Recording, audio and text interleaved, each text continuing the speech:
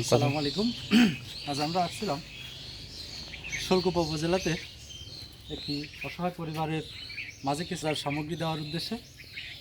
আসলে আমরা সন্ধান পাই যে এই পরিবারের অবস্থা খুবই নর্মাল, মানে তারা নর্মাল বলতে তারা এমন নর্মাল যে তাদের কিছু যে করে খাবে এমন কোনো উপার্জনের রাস্তা নাই।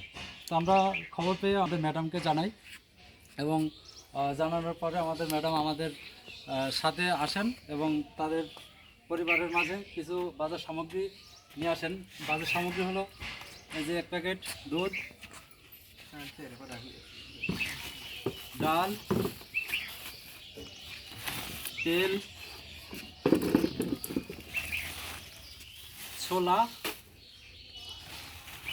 চিনি, সাবান, সেমাই, ক্ষীর খেজুর, লাচ্চা সেমাই, কাঁচামরিচ,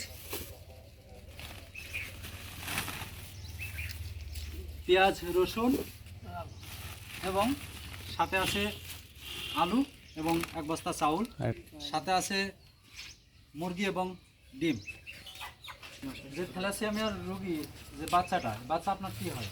আমার এই নাতি ছেলের ছেলে। আমরা তো দেখছি যে উনি খুবই অসুস্থ, তাও কোনো ট্রিটমেন্ট নিচ্ছেন না, চিকিৎসা দিচ্ছেন না? তো নিয়ে প্রতি মাসে মাসে ঢাকায় যায় ডাক্তারের কাছে। সেই ডাক্তারের কাছে যে জাতি না গেলে 10,000 টাকা খরচ হয় প্রতি মাসে।